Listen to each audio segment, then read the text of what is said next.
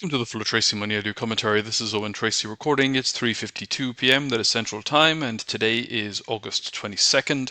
Today being Friday, it's the big picture, long-term audio and video for the various different asset classes.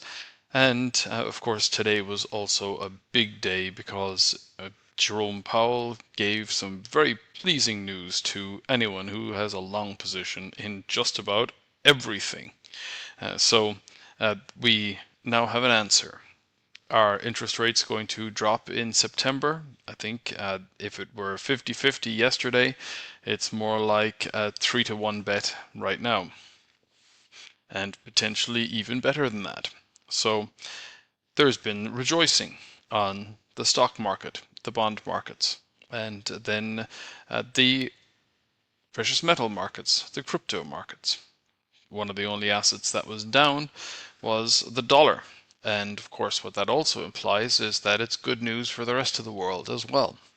So I think that when we look at the longer term and what all this means, we can draw a couple of conclusions. One is that valuations on an absolute or a relative basis are pretty high, and by historical standards are in pretty rarefied territory. And that is not a timing indicator. And there is nothing to say that high valuations can't become higher, or that extraordinary valuations can't become even more extraordinary. That's simply the nature of markets. But we can also be rather aware that this bull market started really in about 2009. So it's been going on for quite some time. We're not at the beginning. And now the broad question is, are we in the middle or towards the end? And that, I think, is one of the big long-term questions.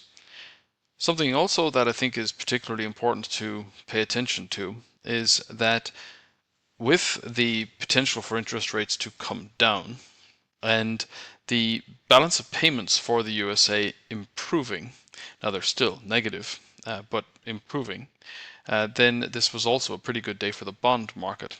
And the total return of a theoretical futures position, which has been rolled forward continually, is now also trending higher.